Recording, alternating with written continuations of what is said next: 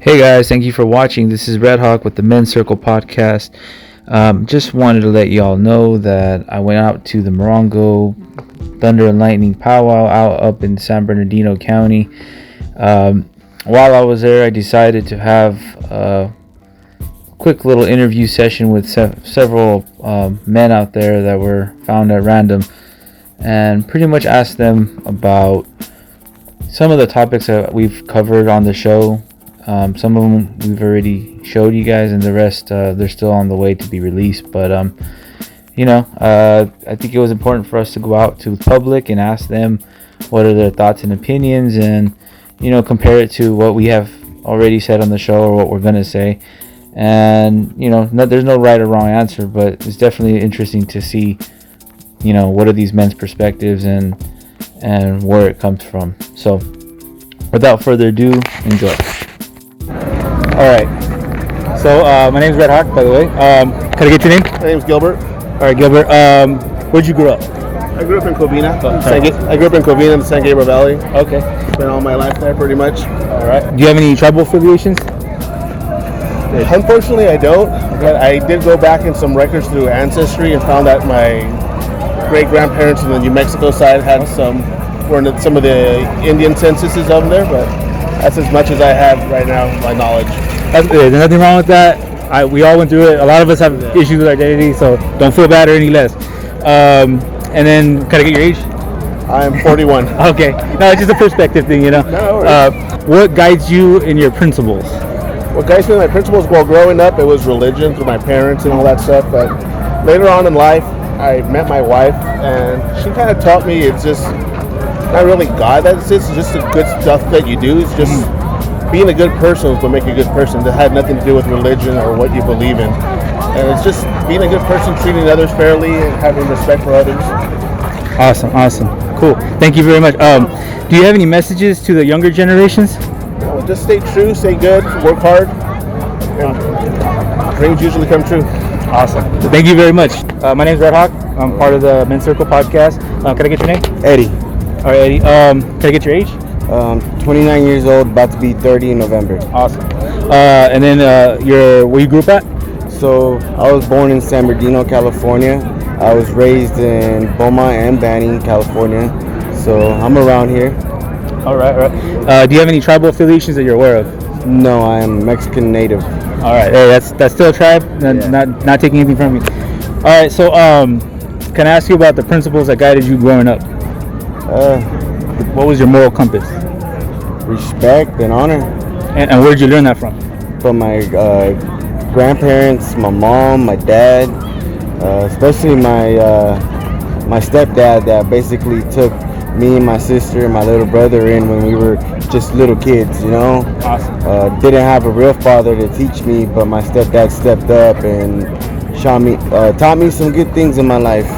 How to be a man and defend myself and respect others and everything else. Okay. Outside of your family, do you have anybody else doing the same thing? So we have a big family. Our last name is Preciados, and we all Mexican immigrants and just coming to the United States for a better opportunity and better life. And I have lots of cousins that are immigrants, and we all grew up together, and we just try to make the best life that we can, working, doing 9 to 5, side hustling or whatever it takes to be, but my morals is basically, trying to stay alive, make a better future for myself. And my newborn baby was just born with my wife, so he's 2 weeks old. Oh, man, congrats. So now now that I'm a parent, I see life in a whole new perspective, Awesome. Try to be there for my son and raise him and teach him a better life than how I was raised. Awesome. Thank you. One last question, then I'll let you go back to your wife. I know she's over there. Do you have any messages to the younger generations? Stay out of trouble, stay out of prison, and respect your elders. Awesome. All right, man. Thank you for your time. Appreciate it. So, hi guys. My name's RedHawk. I'm with Men's Circle LA. Can I get y'all's names? My name is Coyote. Hold on. My name is Clear Bear. Thank you. Can I get y'all's age? I am 23 years old. I'm also 23. Are y'all twins?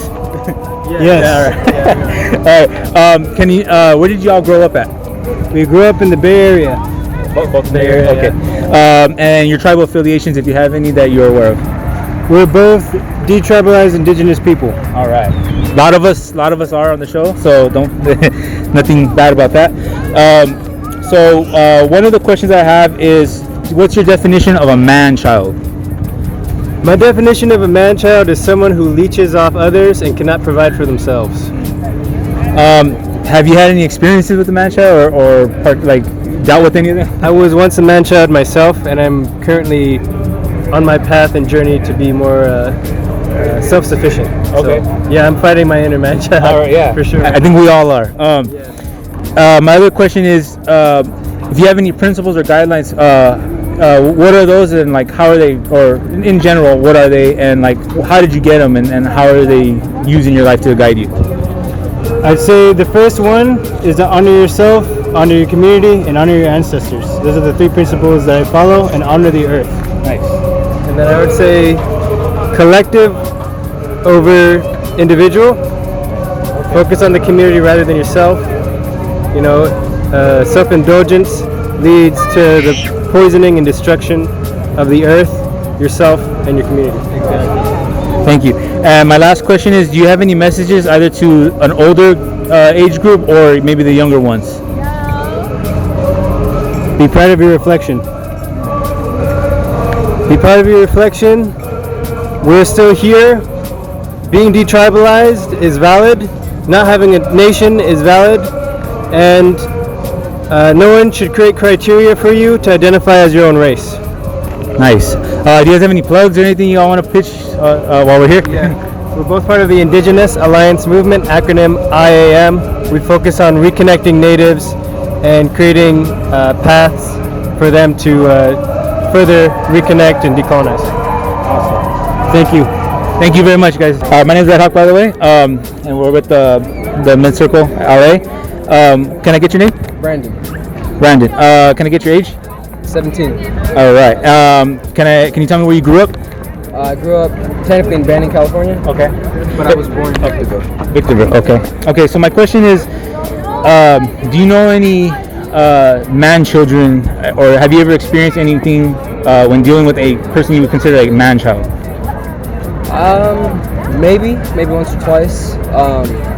But it's more of they talk and want to think of themselves as a man, but the way and their maturity level is very low.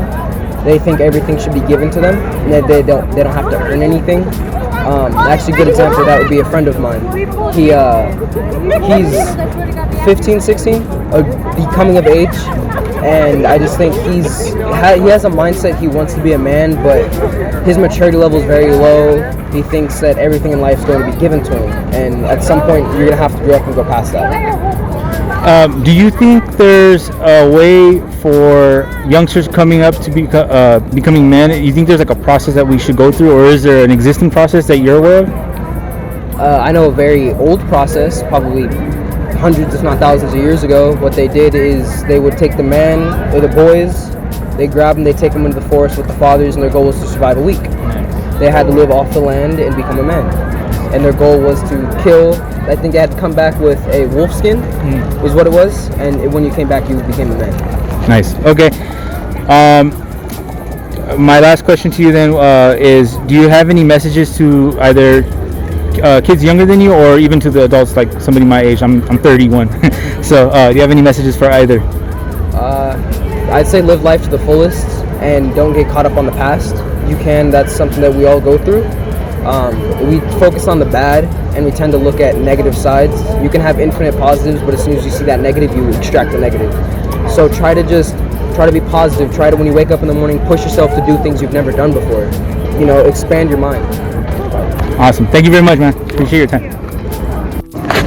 Hi, my name is RedHawk. Can I get your name? Rodrigo. Rodrigo, can I get your age? 30. All right. Can I give me where you grew up at? Grew up in Barstow, California. Barstow. Nice.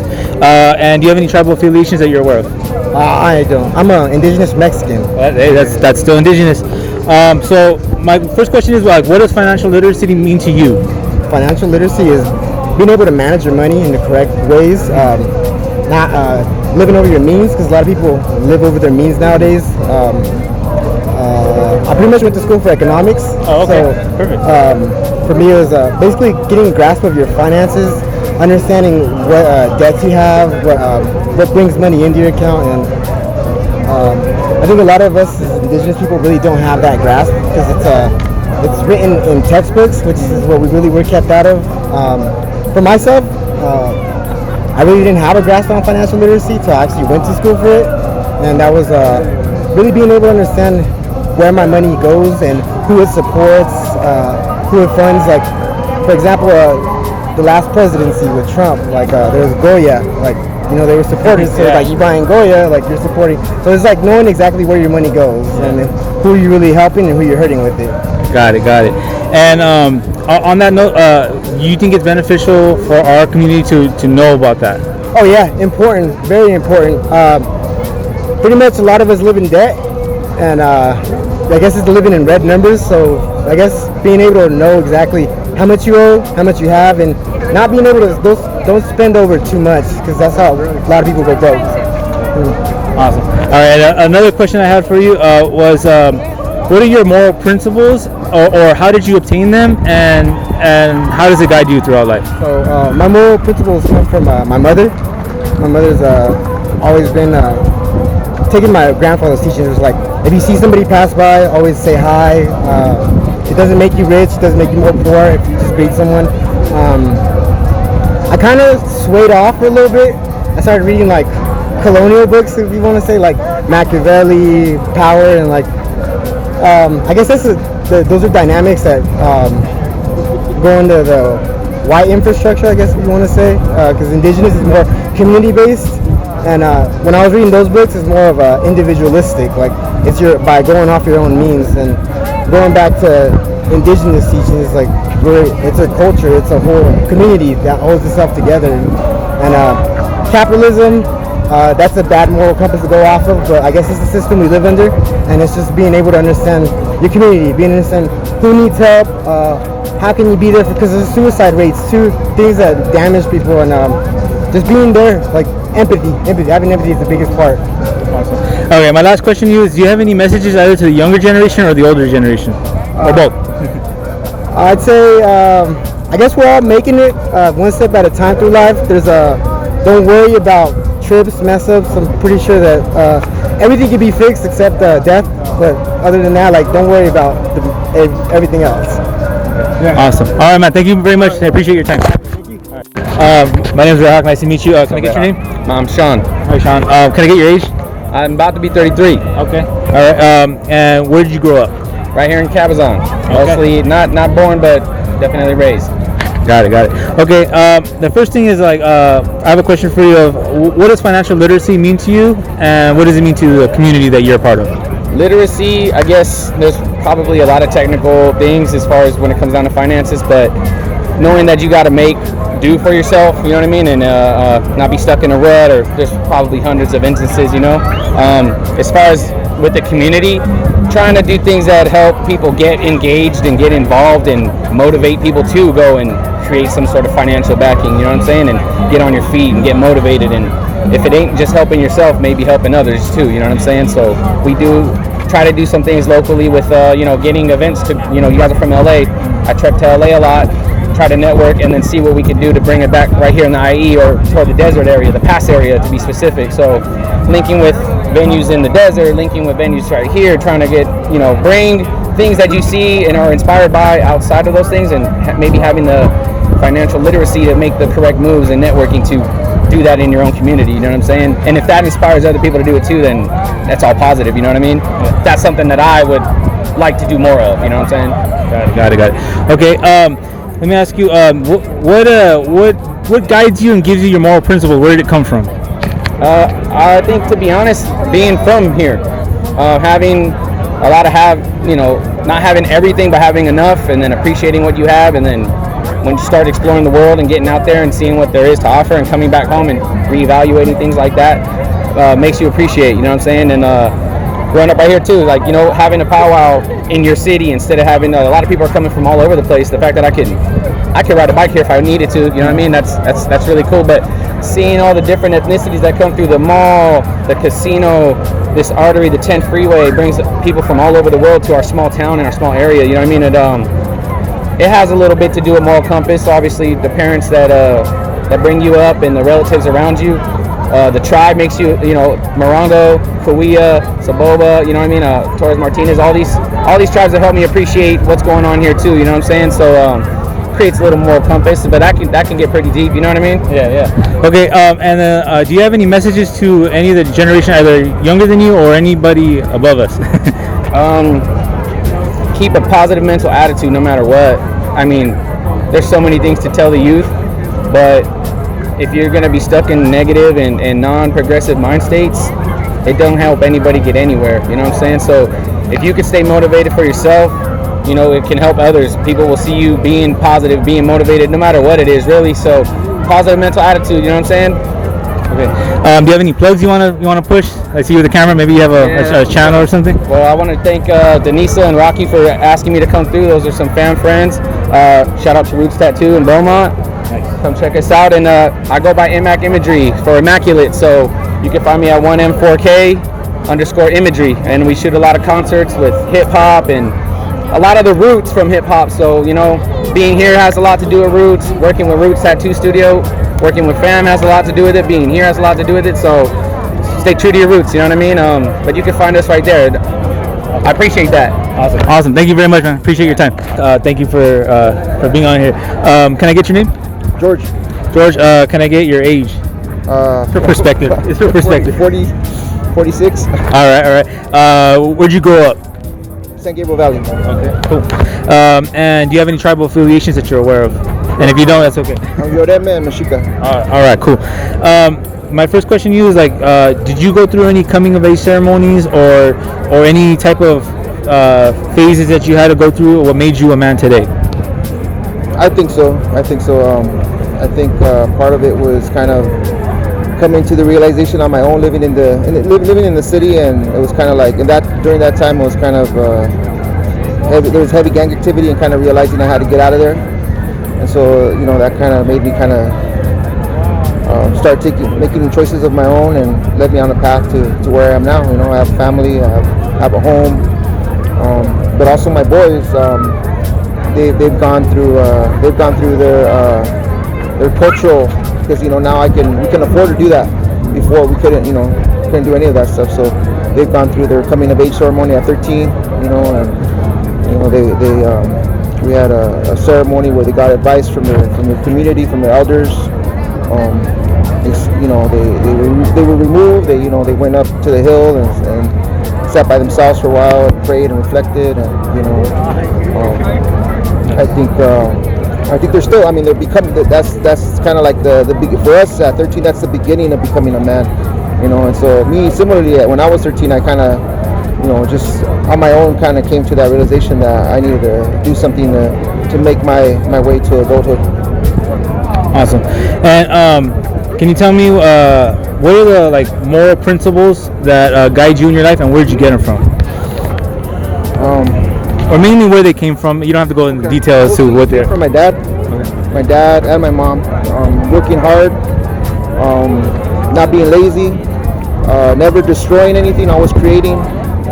I don't know. It's just so many. I mean, treating everybody with kindness. I think that's a big one. Always having the Creator in your life. You know, grew up knowing, you know, that, you know, the Creator was everywhere, so I could kind of go to just out, you know, somewhere quiet and find the Creator. And so both my mom and my dad kind of made it a point to, you know, to pray every day, to kind of do everything with a purpose, with a good purpose, with a good heart. All right, and what's your definition of a man-child? And have you ever had any experiences with one?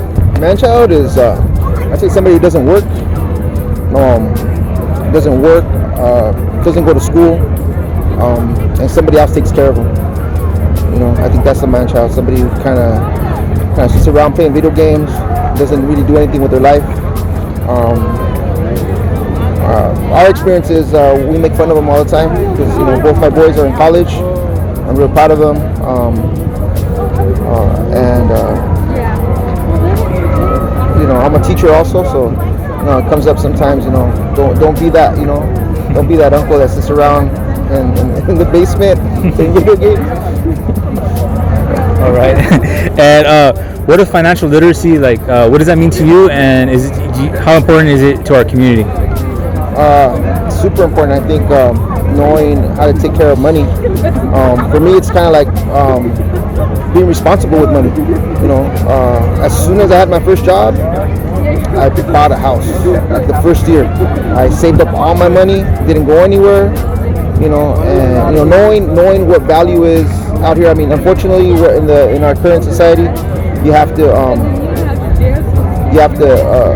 take care of your money, and money kind of drives everything that we do. If we want to help people, if we want to keep our culture alive, we have to have a strong financial base. So, knowing that money is in property ownership, knowing that don't give away your money, get good value for what you do, save, those type of things, and learning that as a I learned that the hard way. I grew up very, very poor. So, we always had to be real creative how we used our money. So when I got money, I didn't know what to do with it. So, save it, use it, to buy property, use it to help the families. And my last thing for you is, do you have any messages either to the youth or to maybe even the elders? To the youth, try as much as possible to be free from influence. In this world, we're influenced a lot by media. No offense. We're influenced a lot by, mostly I think right now the hardest thing is trying to find a balance between your values, your morals, and what's out there in the media. And trying to push that away. That's really hard for a lot of our youth. These phones, these mini computers we carry around in our pocket, these really bad influence that have a platform have done more damage in one generation than all the broken treaties and all the colonization and all the murder and pillaging that happened to our people. This is doing more damage to you than I think anything else. And I think for elders, don't stay quiet. I think speak up and help your youth. If you're real, I'm fortunate enough to have elders in my life that I consider to be real elders. An elder is someone who helps their community. An elder is someone who's there for their community and makes time for the youth. An elder is not just somebody who's older. Somebody who kind of has the best interest in the survival of their families and in their culture. Awesome. All right, do you have any plugs or anything you want to pitch before we end this? No? Okay. All right, man. Thank you for your time. Okay. Hi, my name is RedHawk. Nice to meet you. Can I get your name? Jim White. Jim White. Can I get your age just for reference, if that's okay? Okay. 76. Okay. And can you tell me where you grew up? I grew up in Arizona. Okay. Like what area? Cayenta, Arizona. Okay. And do you have any tribal affiliations that you're aware of? I'm full-blooded Navajo. Okay. All right. And my question to you is, in your experiences, what was your coming of age? What was the thing that you went through to become a man? If it was a ceremony, or if it was just your overall experience of life? Like, what was that big thing that you went through? I went 2 years at Brigham Young. That's probably what changed a little bit of my life, from being just an ordinary Raz Indian to somewhere in the world, Is there any messages that you want to pass down to the youth? Yeah, if possible, try to get an education. Okay. I don't care if it's little or a lot, Probably more likely a lot than anything else, because that's the only thing that keeps people going, these days. And did you want to plug your business, since we're here at your business booth? or anything you want to talk about?